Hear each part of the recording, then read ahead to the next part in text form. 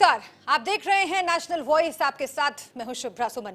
Uttar Pradesh police समय समय पर अपने बागी तेवर दिखाती रही है। जनवरी 2011 में यूनियन बनाकर पुलिसकर्मियों ने बागी तेवर दिखाए थे। तब पुलिस यूनियन का नाम कल्याण संस्थान रखा गया था। सूबे की तत्कालीन सरकार ने इसे विद्रोह की तैयारी करार दिया था और यूनियन में शामिल कर्मियों में किसी का भी तबादला किया तो किसी को निलंबित कर दिया गया। एक दो पर तो रासुका तक लगा दिया गया। अब फिर से एक बार यूपी में वही कहानी दोहराई जा रही है। विवेक तिवारी हत्याकांड में आरोपी सिपाहियों के पक्ष में सोशल मीडिया पर जमकर लामबंदी हो रही है। सरकार और आला अधिकारी परेशान हैं। कुछ अधिकारियों को हटाया जा रहा है तो कुछ का निलंबन किया जा रहा है। लेकिन सवाल ये उठ रहे हैं कि अब जो आग फैली है उसे क्या इन कार्रवाइयों से दबाने में सफलता मिलेगी? हालांकि ऐसा लगता नहीं है, क्योंकि देश के टॉप 3 थानों में आने वाले गुंडबा थाने में जो दारोगा जी तैनात थे प्रमोद कुमार, वो यहां तक कि कहते हैं कि सस्पेंड होने से डर नहीं लगता। कितने पुलिसकर्मियों को सस्पेंड किया जाएगा ये कहते हैं। तो सवाल आपका में यही बात करेंगे कि क्या यूपी में सिपाही विद्रोह हो गया है। लेकिन शुरुआत करने से पहले ये रिपोर्ट आपको दिखाते हैं।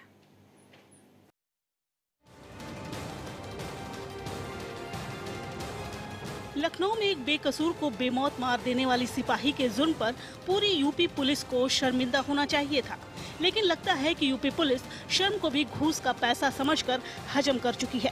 दरअसल सीएम योगी ने जो बबूल का पेड़ बोया था, अब उसी पेड़ के कांटे उन्हें चुभने लगे हैं। एनकाउंटर करने की आजादी देकर सीएम योगी ने पुलिस के मुंह में जो अपराधियों का खून लगाया था, ये उसका ही नतीजा है कि आम आदमी भी इनका शिकार बन रहे हैं। और हद तो तब हो जाती है जब सीएम योगी की ये पुलिस आरोपी सिपाही के समर्थन में बगावती तेवर अपना लेती है। यकीन न हो तो तस्वीर देख लीजिए। यूपी पुलिस के सिपाही किस तरह से विरोध में काली पट्टी बांधकर सोशल मीडिया पर मुहिम चला रहे हैं। यानी कानून की हिफाजत करने का जिम्मा जिस पुलिस पर है, वो पुलिस अब अपराधी के साथ खड़ी है।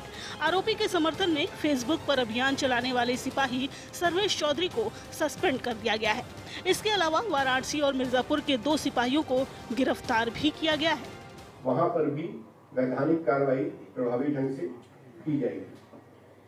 इसके साथ साथ यह भी अवगत कराना है कि आज जनपद मिर्जापुर में एक बर्खास्तुदा आरक्षी अविनाश पाठक और जनपद वाराणसी में बर्खास्तुदा विजेंद्र यादव, इन दोनों लोगों को गिरफ्तार किया गया है और गिरफ्तार करने के पश्चात इन्हें जुडिशियल रिमांड में किए जाने की कार्रवाई संप्रति प्रचलित है।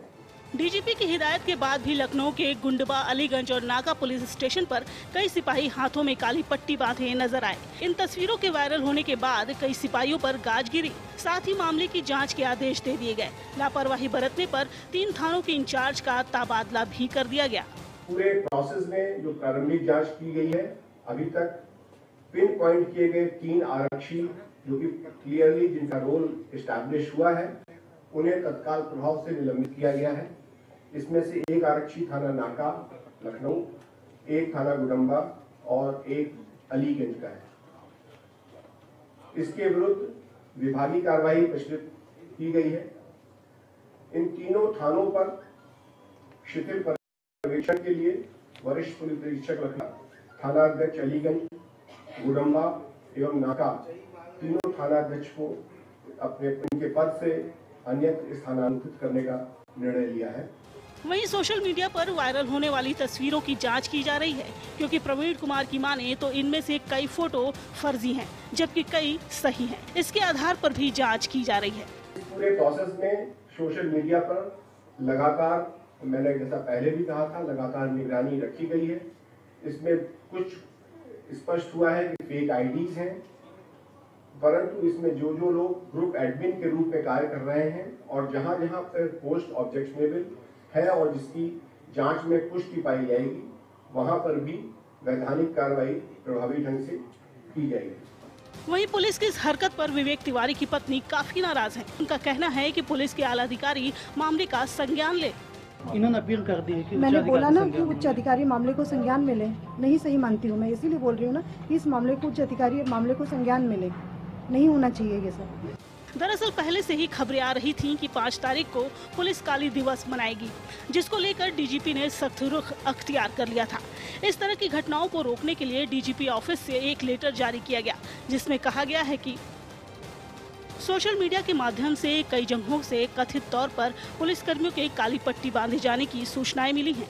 उन पुलिसकर्मियों के द्वारा काली पट्टी बांधे जाने की सच्चाई, समय एवं उद्देश्य के बारे में छानबीन की जा रही है। संबंधित अधिकारी सच्चाई के आधार पर उचित कार्रवाई करेंगे। यूपी पुलिस के सिपाहियों की इस हरकत ने ये तो जता दिया कि सीएम योगी के एक तरफ कुआं है तो दूसरी तरफ खाई। लेकिन सबसे बड़ा सवाल ये है कि इस हालत के लिए जिम्मेदार कौन है? पुलिस बेलगाम हो रही है और सिपाही आला अधिकारियों पर आरोप लगा रहे हैं। सवाल ये भी है कि अगर पुलिस यूपी की बागी हो गई तो सूबे के बदमाशों पर नकेल कौन कसेगा? Bureau report, nation voice.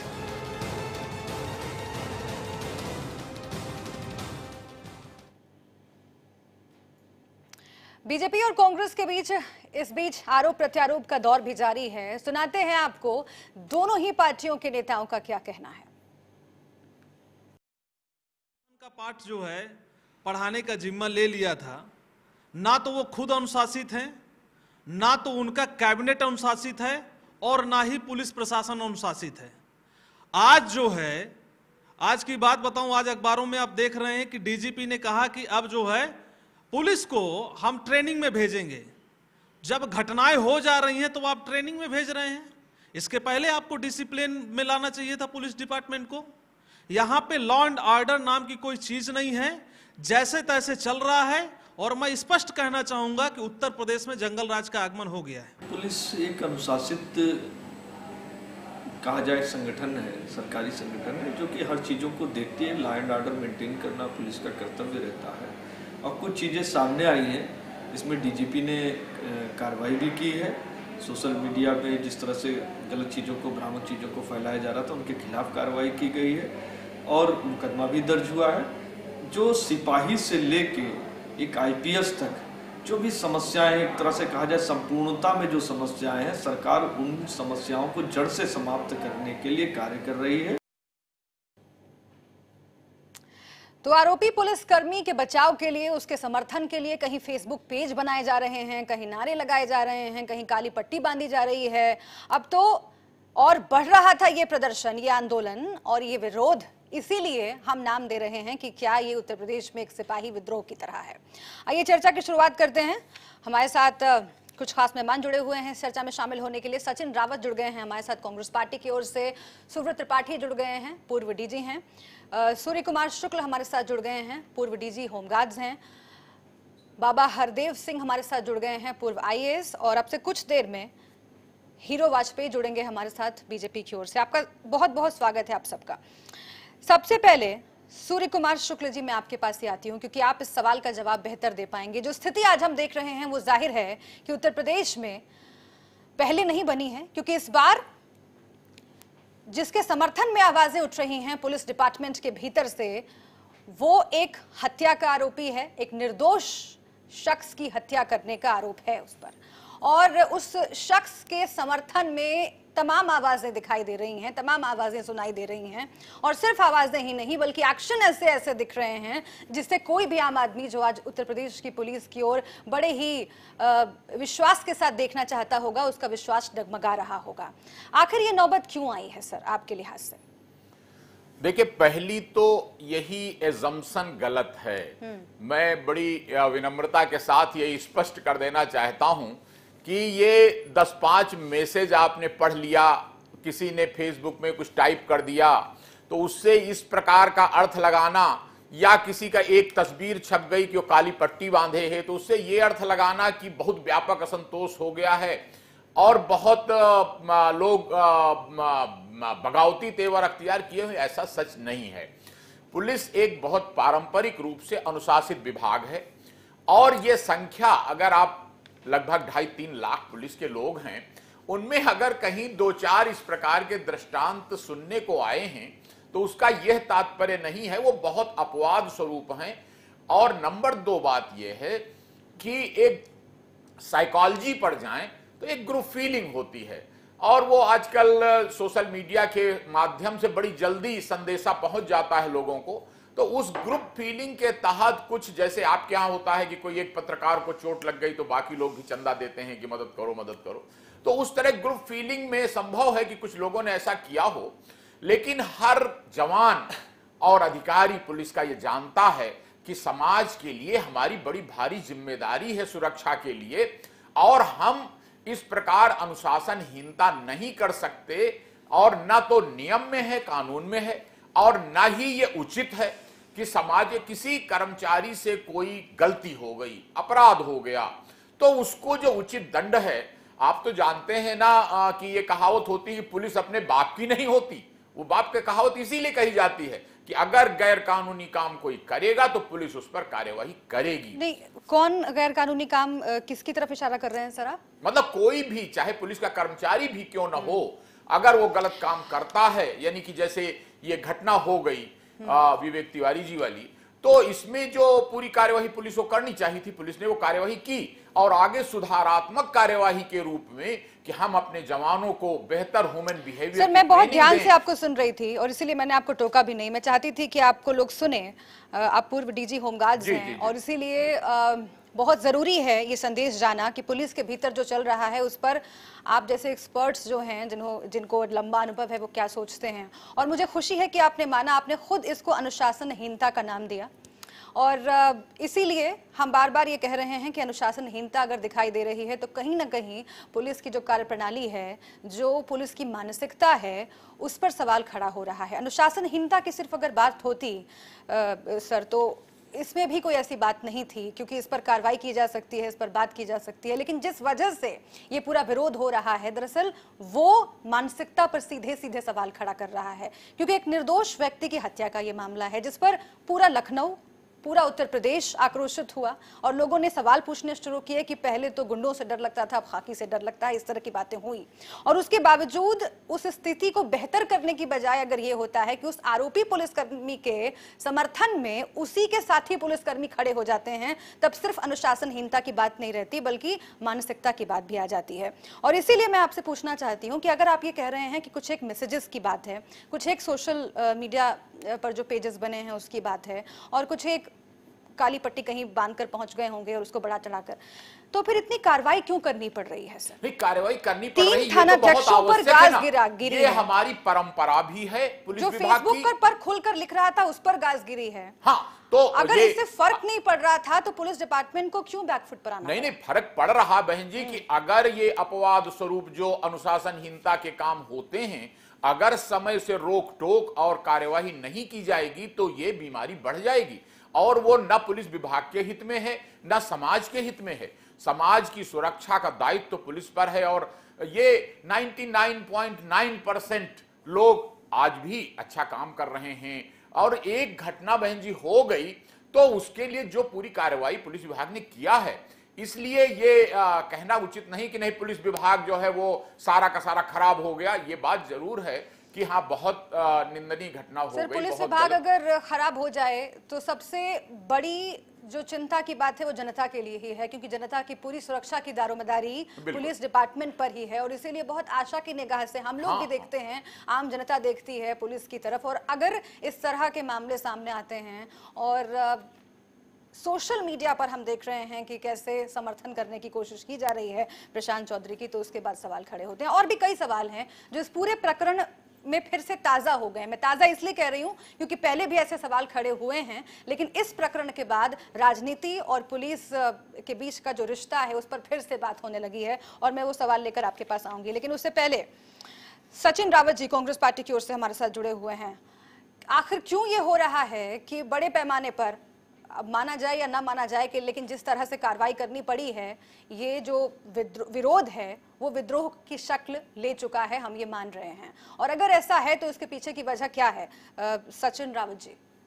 देखिए सुब्रा जी, जहां तक पिछले 4 साल में और पिछले 17 महीनों में जितनी भी सरकारी संस्थाएं हैं, वो केंद्र लेवल पे हो या राज्य लेवल पे, जितनी भी संस्थाएं हैं, कहीं ना कहीं उन संस्थाओं में कोई ना कोई छेड़छाड़ की जा रही है, और कुछ लोग जो एक प्री प्लान के तहत वहां पर आ करके और पूरा माहौल क्रिएट कर रहे हैं। आप इससे पहले देख चुकी थी कि सुप्रीम कोर्ट के 4 जूरी जज आकर के जनता के बीच में फैसला फैसले के लिए जनता के बीच आ जाते हैं। आज प्रदेश में जिसका जो सरकार का जो इकबाल है उसको दिखाने, उसको छुपाने के लिए आज सामने पुलिसकर्मी आकर के काला दिवस मना रहे हैं। जहां तक सरकार के मना करने पर जो काला दिवस मना रहे हैं पट्टी बांध करके, ये कहीं ना कहीं सरकार को सोचना चाहिए कि जब आपने मना किया कि काला दिवस नहीं कोई मनाएगा, एक हत्या के आरोपी में सिपाही के लिए लोग चंदा इकट्ठा कर रहे हैं, तो ये सरकार का इकबाल कहां गया? सरकार ने कार्रवाई 3 थाना अध्यक्षों को आपने सस्पेंड किया है। सस्पेंड करना चाहिए तो एसएसपी को सस्पेंड करना चाहिए। आज देखिए जो एसएसपी ऑफिस में काली पट्टी बांध करके सिपाही आप फोटो सेशन करा रहे हैं, फेसबुक पे डाल रहे हैं, सोशल मीडिया पे डाल रहे हैं, वो क्या दर्शाता है कि एक हत्यारे पुलिसकर्मी के लिए वो लोग समर्थन दे रहे हैं। और सरकार क्या करती है? अभी तक मौन बैठी हुई है। जहां तक इससे पहले एक वाकया हो जाता है, जिम ट्रेनर की हत्या हो जाती है, उसमें आज तक क्या हुआ? उसकी कार्रवाई क्या होती है? यहां तो इनके ही कैबिनेट मंत्री, जितने कैबिनेट मंत्री हैं, उन्होंने रेट लगा दिया कि आप अगर ब्राह्मण मारेंगे तो 25 लाख, अगर कोई उससे कम वर्ग का है उसको मारेंगे 15 लाख, दलित मारेंगे 2 लाख। तो आज जब इनके कैबिनेट मंत्री ये फैसले सुना रहे हैं, ये आप किस आधार पर बोल रहे हैं? सोचना चाहिए। ये आप किस आधार पर बोल रहे हैं? ये मैं इस आधार पे बोल रहा हूं कि सरकार का इकबाल ही नहीं रहा है, कानून व्यवस्था हो पूरी तरीके लचर है। पर बोल रहे हैं जब जी कहां से इंफॉर्मेशन आ गई आपके पास? रेट वाली बात कैसे बोल रहे हैं? अरे आपने सुना नहीं, ओम प्रकाश राजभर ने रेट लगाया हुआ है कि जो मुआवजा दिया जा रहा है वो भी जाति के आधार पे दिया जा रहा है। ये इनके जो मंत्री ये सब चीजें कर रहे हैं तो सरकार अब तक क्यों नहीं जाग रही है? सरकार को इस पे गंभीर होना चाहिए। एक सरफा व्यापारी को नेपाल ले जाकर के वहां की पुलिस मीडिया के जरिए बता रही है, लेकिन अभी तक क्यों नहीं कार्रवाई हो रही है? अभी हीरो वाजपेयी जो बीजेपी के प्रवक्ता हैं, हमारे साथ जुड़ने वाले हैं, उन्हें देर हो गई है, वो अभी तक नहीं पहुंचे हैं और इसीलिए जब वो आएंगे तो उससे ये तमाम सवाल पूछे जाएंगे। लेकिन उससे पहले मनोज यादव जी, मैं आपका रुख करती हूँ, समाजवादी पार्टी से हमारे साथ जुड़े हुए हैं। मनोज यादव जी, क्या आप भी यही मानते हैं कि सरकार की कमजोरी है जो स्थिति आज बन रही है? देखिए मैम, जो कार्यक्रम के शुरुआत में आपने इसके संदर्भ में जो बात कही कि बोया पेड़ बबूल का तो आम कहाँ से खाए, तो उसी को मैं कहूँगा, जब लोकतांत्रिक प्रक्रिया में सबसे सर्वोच्च पद पर बैठा हुआ मुख्यमंत्री जब इस तरह के लहजे का इस्तेमाल करेंगे कि ठोंक दो, तो कहीं ना कहीं जो आपराधिक किस्म के जो लोग होंगे उनका मनोबल बढ़ेगा। और नेशनल ह्यूमन राइट कमीशन की रिपोर्ट है, मैं मीडिया के साथियों को बधाई देना चाहूँगा कि कम से कम विवेक के मामले में मीडिया ने बढ़ चढ़ के अपना जो उसका जो पक्ष था मीडिया ने उसको दर्शाया रखा। वहीं नोएडा में एक जितेंद्र यादव की हत्या कर दी जाती है, सरेआम निर्दोष व्यक्ति जो अपना जीवन यापन कर रहा है। मुकेश राजभर को मार दिया जाता है इनकाउंटर के नाम पर। अलीगढ़ में मुस्तकीम और नौशाद को मार दिया जाता है। तो जब इस तरह के फेक इनकाउंटर होंगे और फिर भी पुलिस पर कोई कार्रवाई नहीं होगी, तो मैं समझता हूं कि जो लोग होंगे उसमें अपराधी किस्म के, उनका मनोबल बढ़ेगा। और ये जो प्रदर्शन आप दिखा रही हैं पूरे प्रदेश में चला है, और अभी शाम तक लखनऊ के कैपिटल में यही डीजी हैं, यहीं पर पुलिस का पूरा जमला यही है, पुलिस की सुप्रीम जो पोस्ट है उसके अधिकारी डीजी साहब यहीं बैठ रहे हैं। हजरतगंज में किसी पिकेट पर ड्यूटी करने वाला कांस्टेबल भी वो बांध के पट्टी, काली पट्टी बांध के ड्यूटी कर रहा है। तो अब सरकार को और योगी जी को बताना चाहिए और ये जवाब जनता को देना चाहिए कि भाई ठोंक देने के आगे अब ठोंकने वाले ये क्या कर रहे हैं। अब तो इस तरह की अगर अराजकता बढ़ जाए, विवेक की जो निर्मम निर्दोष व्यक्ति की, मैं समझता हूं कि वो विवेक की हत्या नहीं थी। हर नौजवान जो दिन भर अपना काम करता है और शाम को अपने परिवार में जाकर के खुशी से रहना चाहता है, उस तरह के सपनों के हजारों लाखों नौजवान जो मीडिया सेक्टर में काम करते हों, चाहे टेलीकॉम सेक्टर में काम करते हों, उनके सपनों की हत्या हुई। इतनी निर्मम हत्या के बाद भी 2 दिन तक पुलिस एक सही एफआईआर नहीं लाज करती है। पहले दिन एफआईआर जब उसकी जो विक्टिम है और जो प्रत्यक्षदर्शिता हैं, उनका नाम मैं लेना नहीं चाहूंगा, जब वो कह रही हैं कि सामने से आया, उन्होंने गोली मारा सामने से उस कांस्टेबल ने, लेकिन उस रात पुलिस ने उनके पर एफआईआर उसके नाम से नहीं दर्ज करती है। जब दूसरे दिन तमाम मीडिया पर, सोशल मीडिया पर, ट्विटर पर लोग चलाते हैं तब एफआईआर फिर सही लॉन्च होती है। अब बाद में जब इस तरह की अभी वो हालात है तो बाद में इस पर भी हमें संदेह है कि अब तो इन्वेस्टिगेशन अफसर भी पुलिस का होगा, वो पता नहीं इनोसेंट होकर के और ट्रांसपेरेंट पारदर्शी वो निर्णय लेगा कि नहीं। अगर पुलिस इस तरह से जो उनके अपराध करने वाले लोग हैं अगर उनका मनोबल बढ़ाना चाहती है तो मैं समझता हूं कि वो भी जो इन्वेस्टिगेशन अफसर होगा वो भी पुलिस का होगा, तो वो भी यही चाहेगा कि जो पुलिस वाला बच जाए। तो ये जवाब तो योगी जी को देना चाहिए कि पुलिस अब कहां जा रही है। और वही है कि जब आप इस तरह के कार्यक्रम करेंगे, कोई मोटिवेशनल, अब पुलिस के लोग कुछ ऐसे लोग भी हैं कि जो बायस्ड हो जाते हैं, पार्टी के हो जाते हैं, कभी किसी पार्टी के रहते हैं, कभी किसी पार्टी के रहते हैं। ठीक है, ये वाजिब सवाल है क्योंकि सुप्रीम कोर्ट के जो गाइडलाइंस हैं पुलिस रिफॉर्म्स को लेकर के, उसमें ये साफ तौर से कहा गया है कि ये करना ये चाहिए कि जो लॉ एंड ऑर्डर मेंटेन करने की जिम्मेदारी है पुलिस फोर्स पर और जांच करने की जिम्मेदारी जिन्हें दी जाती है, ये दोनों जो सेक्टर्स हैं वो अलग कर दिए जाएं, ताकि अगर कोई ऐसा अपराध होता है, अगर कोई ऐसा केस है जहां पर जांच करनी है पुलिस वालों के खिलाफ ही, तो वो प्रभावित ना हो, उसमें बायसनेस ना आए। और इसीलिए ये गाइडलाइन बाकायदा हैं, लेकिन कितना पालन होता है इस देश में वो हम देख ही रहे हैं।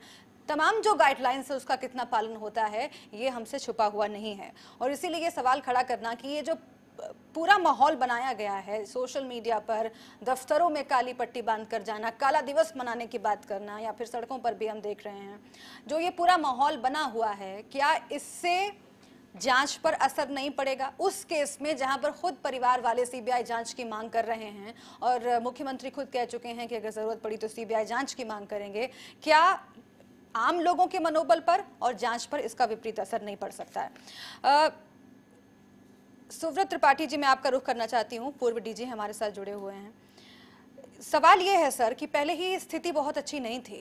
पहले हम देख रहे थे कि ये घटना सामने आने के बाद ही सवाल खड़ा हो रहा था कि अब तो खाकी से भी डर लगता है, और ये माना जा रहा था कि कुछ ऐसे कदम उठाए जाएं ताकि जो विश्वास है, जो ट्रस्ट है पुलिस डिपार्टमेंट के प्रति लोगों में, उसको रिस्टोर किया जा सके, उस पर काम किया जा सके। आपको नहीं लगता कि इस तरह की घटना होने के बाद, ये विरोध देखने के बाद वो ट्रस्ट और डगमगाया है? प्रश्न ये है जी कि जान गरलजे संग्रह करहीं कहु उमाते कस नहीं मरहीं। प्रश्न यह है कि जब कोई मानक नहीं रहेगा, कब गोली चलाई जाए, कब न चलाई जाए, किसकी कहाँ पोस्टिंग की जाए, स्पष्ट रूप से जब से मैंने नौकरी किया 40 साल पहले से, तब से न केवल सुस्थापित परंपरा है अपितु लिखत पढ़ी के निर्देश हैं कि 2 साल की 3 साल की नौकरी के लोग कस्बों तक में तैनात किए जाएं, मोहनलालगंज जैसे कस्बों तक में तैनात किए जाएं। आज लखनऊ के, न केवल लखनऊ की राजधानी में बल्कि उसकी पास लोकेलिटी में वे तैनात किए जा रहे हैं। पहले आदमी देहात के थानों में तैनात होता था, थोड़ा सयाना होता था, वह देहात की कस्बे नुमा चौकी में तैनात होता था, फिर बड़ी चौकी में तैनात होता था, उसके बाद वह जब पर्याप्त मैच्योर होता था तब शहर आने का मौका पाता था। किस भय से, किस दबाव से, किस लालच से किन लोगों ने इनको शहर में पोस्ट किया, उन लोगों के पास क्या हथियार थे, वे हथियार सामान्यतः किनको निर्गत करने चाहिए, किस आधार पर निर्गत करने चाहिए, क्या C03 की राइफल मिलनी चाहिए या ऑटोमेटिक असलहे मिलने चाहिए। अगर इमेच्योर हाथों में जिन लोगों ने इस तरह के हथियार दिए, इमेच्योर लोगों को जिन लोगों ने इतनी परिपक्व पोस्टिंग दी, कब तक आईपीएस कैडर के पापों को सिपाही ढोता रहेगा? इस पर हमारे वरिष्ठ अधिकारियों को, नेताओं को विचार करना होगा। क्यों नहीं सही ढंग से, मैं दोनों पक्षों की बात नहीं कर रहा हूं, एक पक्ष बात नहीं कर रहा हूं, FIR लिखी गई, कानून की धाराएं स्पष्ट हैं कि चाहे घटना कोई सच्ची लिखावे या झूठी लिखावे, जो भी घटना हो वह घटना अंकित की जानी चाहिए। आज हर अखबार में आया है कि एक आईपीएस कह रहे थे FIR लिखी जाए, कुछ लोगों ने उनको धक्के देके बाहर कर दिया, दूसरा कह रहा न लिखी जाए। इसका फैसला थाने का दीवान और दरोगा करेगा कि आईपीएस करेगा। क्यों ऐसी नौबतें आती हैं कि किसी कैडर को अपना काम नहीं करने दिया जाता है? एक घटना घटी, इस बात की जवाबदेही तय होनी चाहिए कि घटना के इतने देर बाद क्यों एफआईआर लिखी गई। अगर घटना की सूचना विवेक तिवारी के पक्ष ने पहले दी तो उसकी लिखी जानी चाहिए थी, दूसरे पक्ष ने दी तब दूसरे की लिखी जानी थी। लेकिन पूरी एफआईआर पढ़ के देखिए, उसको साफ लगता है किसी को बचाने के लिए प्लान्ड वे में ये एफआईआर इस तरह से लिखी गई है। हर आदमी को मालूम हो चुका था कौन है, नामजद नहीं भी किया तब भी जो साथ में महिला उनके थे उनको मालूम रहा होगा कि वर्दी पहने चलो कुछ अज्ञात सिपाही थे। लिखा गया कि नहीं अज्ञात व्यक्तियों ने। एफआईआर लिखने का काम तो सिपाही का नहीं था। एफआईआर लिखने की जानकारी इंस्पेक्टर एंड अबव सारे वरिष्ठ अधिकारियों की थी। क्यों ऐसी लचर एफआईआर लिखी गई, क्यों बार बार पुलिस के ही आईपीएस अधिकारियों के टीवी चैनल पर, अखबार में, सोशल मीडिया पर एक दूसरे के कंट्राडिक्टरी बयान आए, इसकी जवाबदेही का नहीं तय होनी चाहिए। कब तक जो है निचले पायदान को ही जिम्मेदार ठहराया जाएगा। जिम्मेदारी सबकी ठहरानी होगी, शासन की भी, प्रशासन की भी, प्रशासन में ऊपर की भी और नीचे की भी। काउंटर की क्या पॉलिसी होनी चाहिए, किसका होना चाहिए, किसका नहीं होना चाहिए। क्या वजह है कि एक पर्टिकुलर गवर्नमेंट्स आती हैं उसमें कोई काउंटर नहीं होता है। मैं उनकी प्रशंसा नहीं कर रहा हूं, मैं निंदा कर रहा हूं किसी की। एक गवर्नमेंट आती है उसमें किसी काउंटर नहीं होता है। हम तब कहें कि जब पुलिस बेलगाम है, मनमानापन कर रही है, जब हर गवर्नमेंट में उसका आचरण एक तरह का हो। बहुत ही मौजूद सवाल आपने खड़े किए हैं सर, बहुत ही मौजूद सवाल है। मुझे बहुत खुशी, आपने शुरू से शुरू किया। नहीं, सही कह रहे हैं आप, सही कह रहे हैं। यूं पान खा के खैनी खा के थूकते हैं और उनके टाइम में काउंटर बंद होता है, पुलिस वही रहती है। पुलिस वह चेतक घोड़ा है कि राणा की पुतली फ्री नहीं, तब तक चेतक मुड़ जाता था। जैसा राजा होता है वैसी प्रजा होती है, वैसी पुलिस होती है। राजा का न कारण क्या वजह है कि जब तक नेताजी मुलायम सिंह यादव समाजवादी पार्टी के राष्ट्रीय अध्यक्ष थे तब तक यादवों को कोई पुलिस काउंटर नहीं करती थी, चाहे सरकार उनकी हो या ना हो। वीपी सिंह के टाइम में जो काउंटर हुए थे सर, राजनीति में गए बगैर। ठीक है सर, आप बिल्कुल सही कह रहे हैं। आपने शुरू से शुरू किया आपने। हाँ बिल्कुल बिल्कुल सर, ठीक है। भिंडर साहब हम पुलिस पर बात करते हैं। आज तक किसी जाट का मैंने काउंटर ठीक है सर, हम पुलिस पर बात करते हैं कि ठीक है सर, ठीक है ठीक है।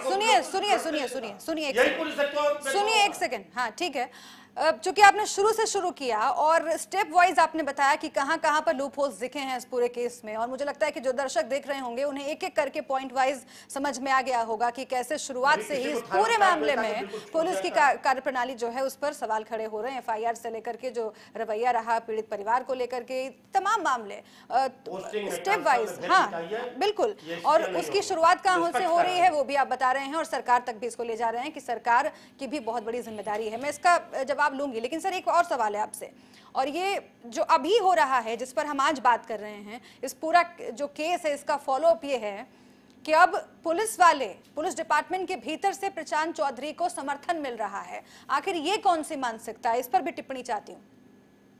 ये मानसिकता यह है कि जब लगाम ढीली कर दी जाएगी तो जिसको जो मन में आएगा करेगा। बेढप बनारसी ने लिखा है कि बेटी स्वतंत्र, बेटा स्वतंत्र, डोरी समेत लोटा स्वतंत्र। अराजकता जब फैलती है इसे अराजकता कहते हैं। जो मन माए वो कर रहा है। कैसे एक डीएम की हिम्मत पड़ रही है शासन के खिलाफ बयान देने की, वो सर्विस में दर्जनों दिन बाद उसका ट्रांसफर होता है, 2 घंटे में क्यों नहीं निलंबित होता है। जब एक डीएम को सोशल मीडिया पर मुख्यमंत्री के खिलाफ बयान देने पर, शासन की नीतियों के खिलाफ बयान देने पर कड़ी कार्रवाई नहीं होगी, तब इस तरह की अनुशासनहीन स्थितियां जन्मती हैं। 20-20 साल की मजिस्ट्रियल जांचें पेंडिंग पड़ी हैं। हर पुलिस के गोली चलाने की हर घटना की मजिस्ट्रियल जांच के अस्थायी आदेश होती है, लेकिन 20-20 साल से किसी एसडीएम ने उस जांच को पूरा नहीं किया, 2-4 को छोड़कर। क्या यह सिपाहियों की गलती है? अगर वे गलत है या सही है, कुछ तो मजिस्ट्रेट को निर्णय लेना चाहिए। 20-20 साल, 25-25 साल से मजिस्ट्रियल जांचों का समापन ही नहीं हुआ है। हमें हर विंग को, हर पुर्जे को दुरुस्त करना पड़ेगा। दुरुस्त होंगे तो हर पुर्जे दुरुस्त होंगे। जब चरित्र था तो डकैतों तक में था कि वे बेटी का गहना नहीं लूटते थे, बहुओं को गहना लूटते थे। वे बेटियों की इज्जत नहीं लूटते थे, बहुओं की इज्जत लूटते थे कि कहीं इनकी शादी में ठीक है। सूर्य कुमार शुक्ल जी, हम लोगों ने नौकरी किया तो सर आप सुन रहे होंगे ये जो तमाम पॉइंट्स गिनवाए हैं सर ने, और ये बहुत ही वाजिब हैं। बहुत इसमें से कुछ जो हैं वो ऐसा लगता है कि अगर उन पर काम शुरू किया जाए तो इस तरह की घटनाओं में कमी आ जाएगी, क्योंकि ये कह रहे हैं कि जो लोग डिप्लॉयमेंट के लिए जिम्मेदार हैं, जो लोग काम के बंटवारे के लिए जिम्मेदार हैं, कहाँ कौन तैनात हो रहा है, किस वक्त तैनात हो रहा है, कितने एक्सपीरियंस से तैनात हो रहा है, उसके पास कौन सा हथियार होगा नहीं होगा, ये तमाम चीज़ें जो है जो देखने वाले लोग हैं, अगर उनकी जिम्मेदारी तय नहीं की जा रही है, सिर्फ सिपाहियों के माथे पर ठीकरा फोड़ने की कोशिश की जा रही है, तो क्यों नहीं असंतोष पनपेगा। आखिर अगर आप बड़े अधिकारियों को बचाने की कोशिश करते हैं और वहां तक आंच नहीं आती है, तो जो नीचे तबके के जो कर्मचारी हैं, जो पुलिसकर्मी हैं, उनमें असंतोष पनपता है और फिर ऐसी घटनाएं होती हैं। आखिर क्यों नहीं जिम्मेदार ठहराया जाए आईपीएस कैडर के जो लोग हैं, उनके मिसमैनेजमेंट पर क्यों नहीं बात की जाए। आपने बिल्कुल सही प्रश्न चिन्ह लगाया है।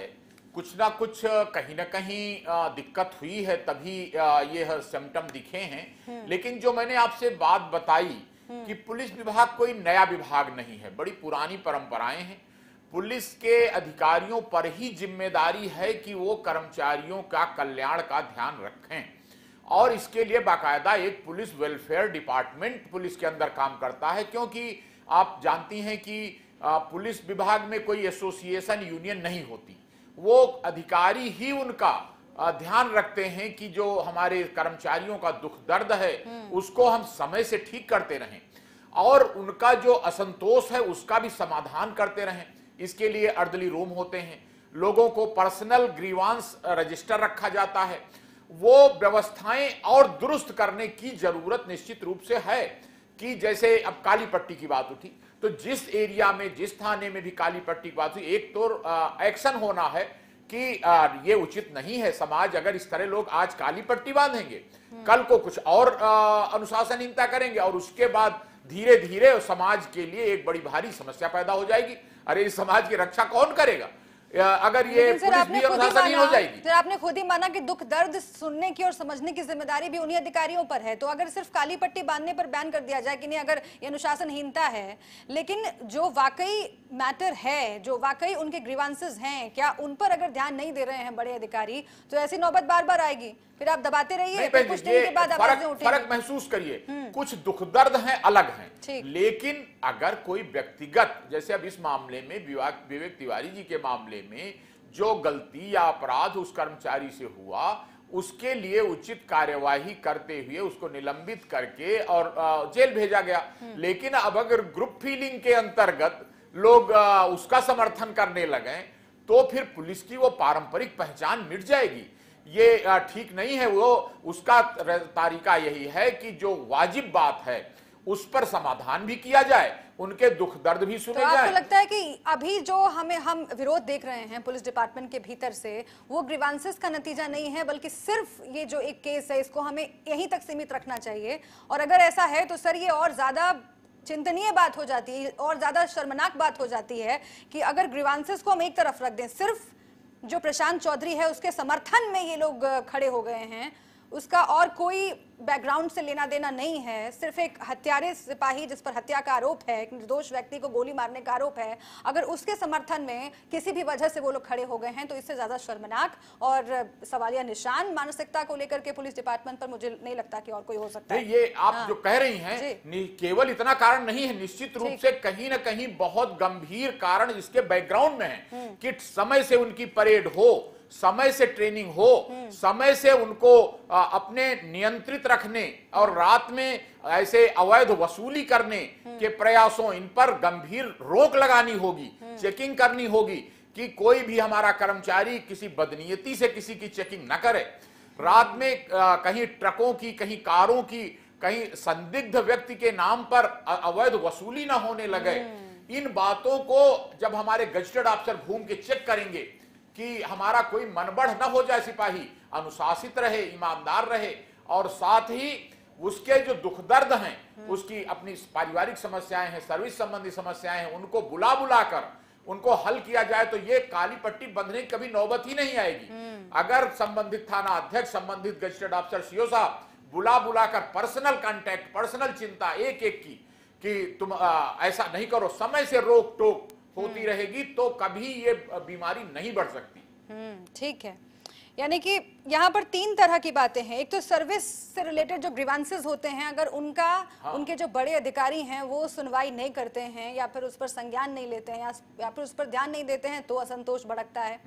दूसरा, तैनाती को लेकर के जो बातें हो रही हैं, खुली छूट दे देना या फिर उन्हें क्या करना है क्या नहीं करना है, किसको कहां पर तैनात करना है किसको नहीं करना है, अगर इस तरह का कोई मामला होता है तो कैसे रिएक्ट करना है, गोली कब चलानी है कब नहीं चलानी है, अगर इस तरह की ट्रेनिंग सही तरीके से पुलिस को नहीं दी जा रही है तो भी सवाल है।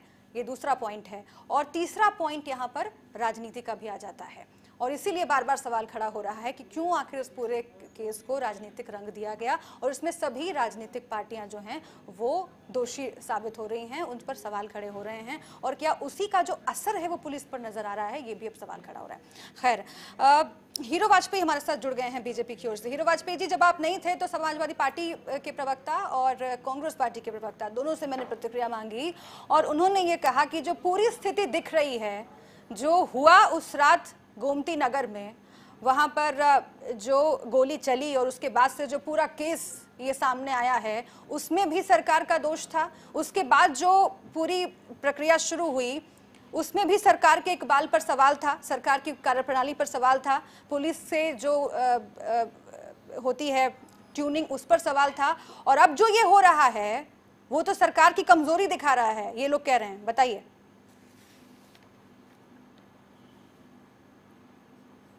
नहीं सुब्रा जी, एकदम गलत है ये बात, बिल्कुल।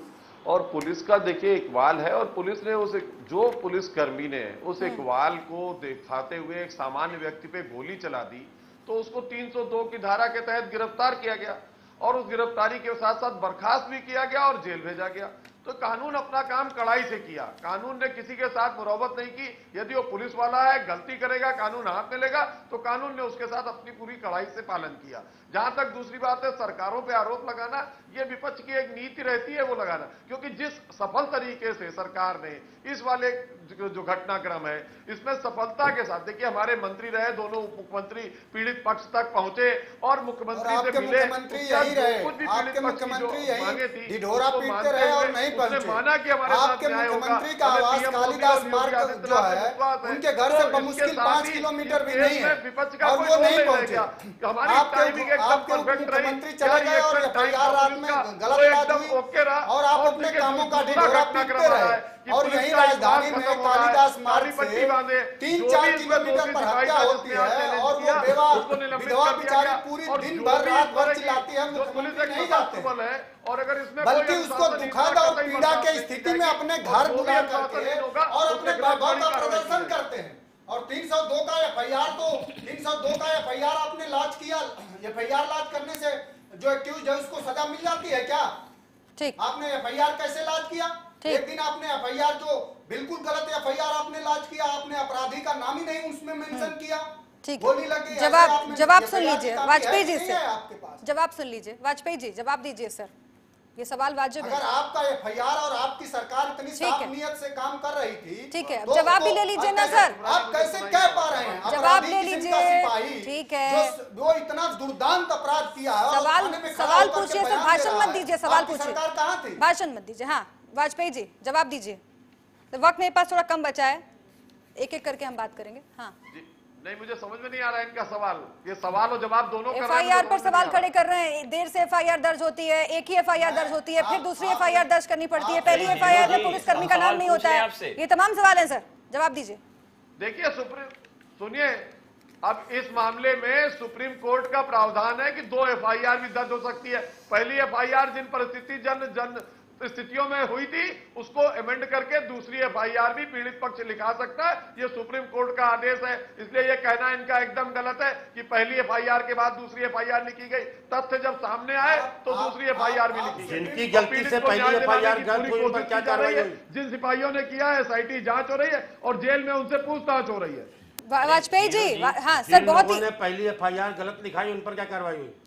सुब्रत त्रिपाठी हमारे साथ हैं, पूर्व डीजी हैं, वो आपसे पूछ रहे हैं सवाल। हीरो वाजपेयी जी, जिन लोगों ने पहली एफआईआर गलत लिखाई सुप्रीम कोर्ट का माननीय सुप्रीम कोर्ट का फैसला है। देखिए किसी ने गलत एफआईआर नहीं लिखाई, जो परिस्थिति जन तथ्य थे उस समय और जो परेशान लोग थे, जो भी किसी ने कहा गलती के होने पर ही सामान्य परिस्थितियों में 2 एफआईआर लिखवाई है। सरकार के आने के बाद सरकार ने जैसे ही उस मामले में किया और तुरंत एफआईआर लिखाई गई और एफआईआर में जिसको बताया गया उसको नामजद किया जा रहा है, उसके खिलाफ कार्रवाई की जाए।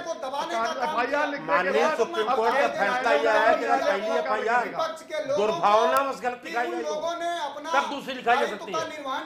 नहीं, सवाल तो खड़ा हो रहा है, मीडिया तक को पता चल गया, आम लोगों को पता चल गया कि कौन आरोपी है, लेकिन एफआईआर में नाम तक नहीं आता है सर। अगर पहली एफआईआर दुर्भावनावश लिखाई गई हो, गलत लिखाई गई हो, तब दूसरी मीडिया में वो शख्स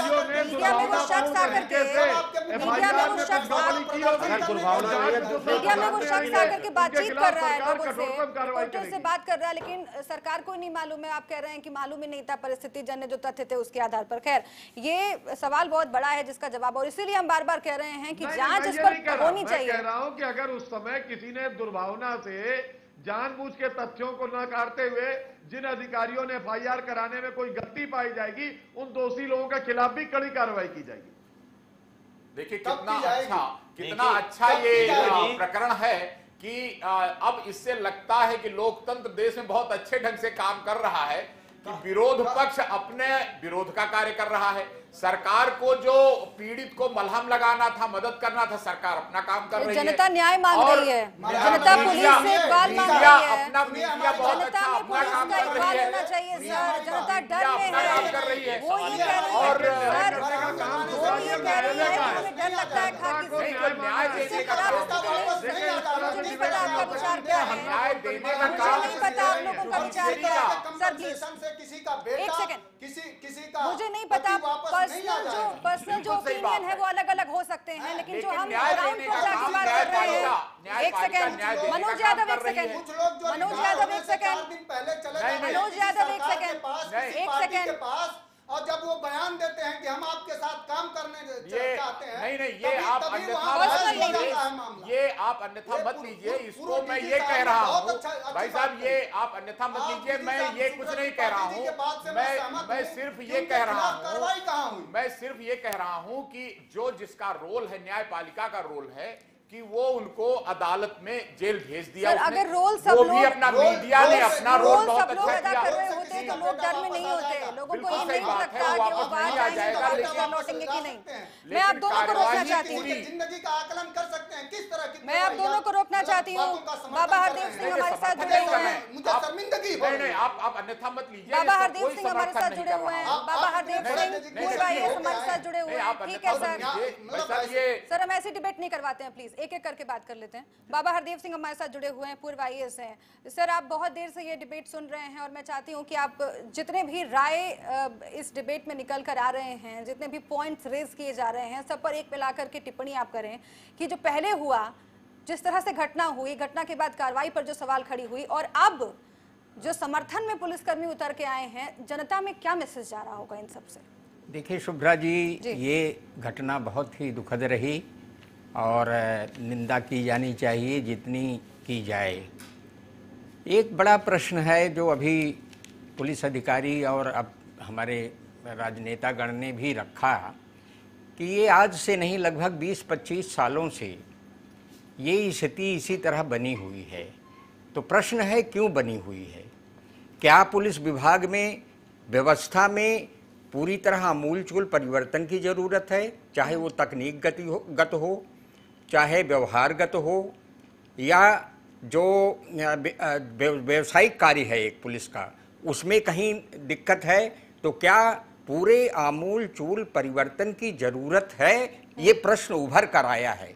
घटनाएं होती हैं, लेकिन ये प्रश्न जो आया है ये बहुत बड़ा मुद्दा है और इस पर गंभीरतापूर्वक विभाग को भी और सरकार को मैं दोनों मानता हूं। ये नहीं कि हाँ जो चुनी हुई सरकार है वो सरकार है, बाकी सरकारी तंत्र है। सरकारी तंत्र और चुने हुए प्रतिनिधि जो सरकार बनाते हैं, दोनों को मिला के है। दोनों को ये गंभीरतापूर्वक समझना चाहिए कि इस तरह की दिक्कत आज से नहीं, 20-25 सालों से चली आ रही है।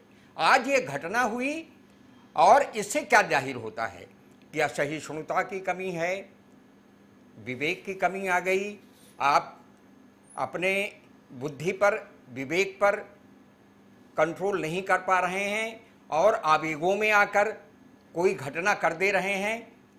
ये बहुत बड़ा मुद्दा है। क्यों ऐसी स्थिति, क्या आक्रोश पनपा है?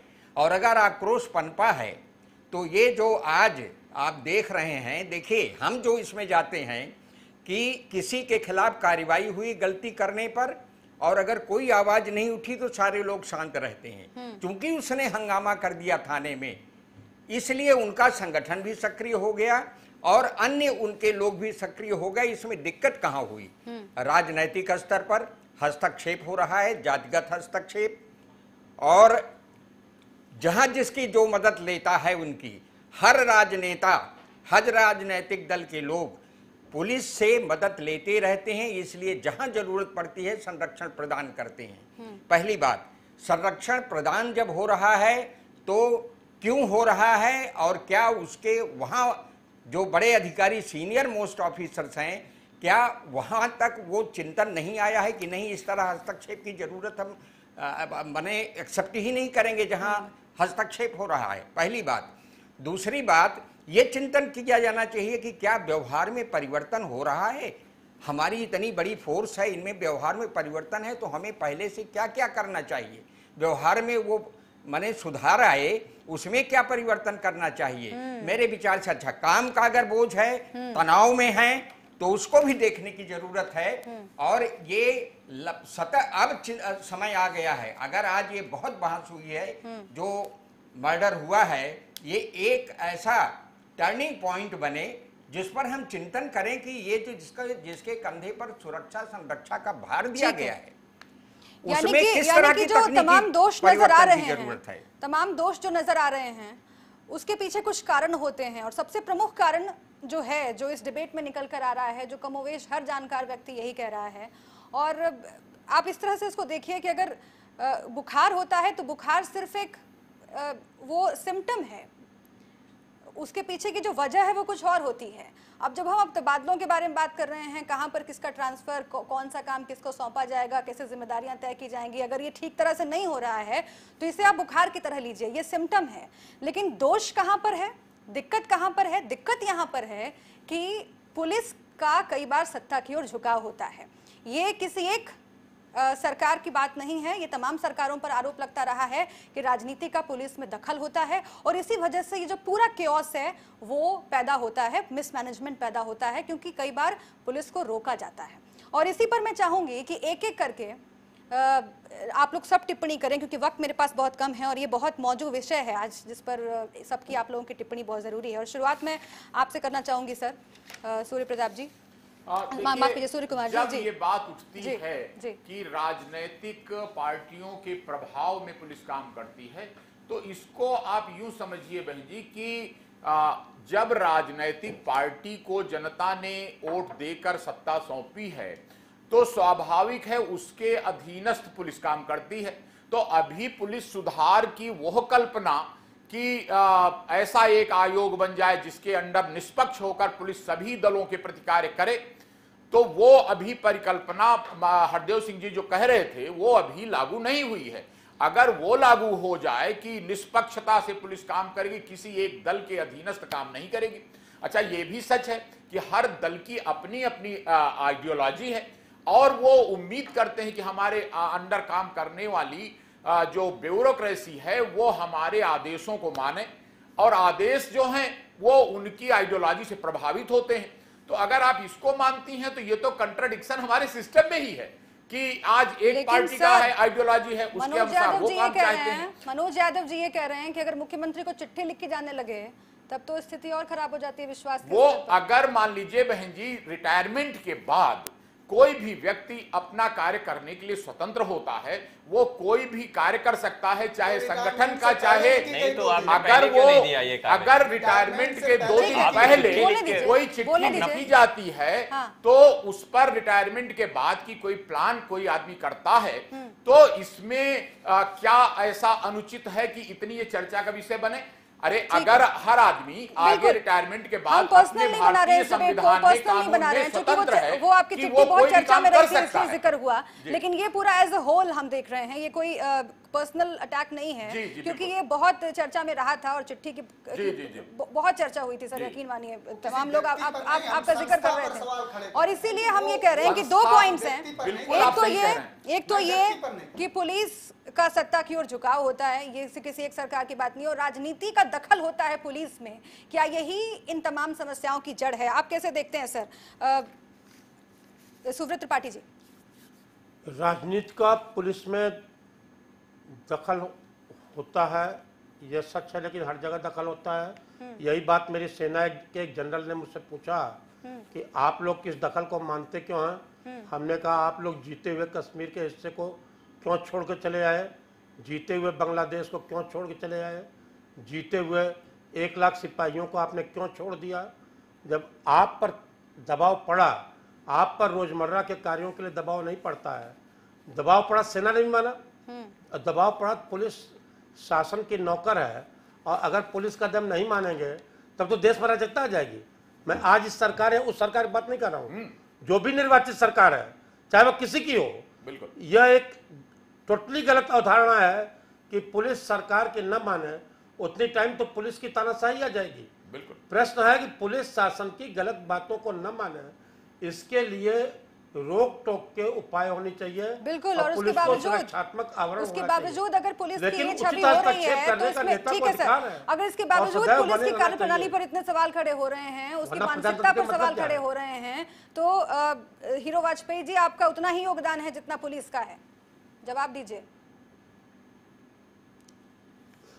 सिर्फ पुलिस डिपार्टमेंट का दोष नहीं है, सीधे सीधे सरकार का दोष है। योगी आदित्यनाथ जी के नेतृत्व में एक सरकार जो चल रही है, पूरी तौर से हमारा सरकार पर अधिकार है और पूरी तौर से योगी आदित्यनाथ जी 20-20 घंटे कार्य कर रहे हैं। ये कहना सरासर गलत है एकदम कि सरकार को नहीं कर रही।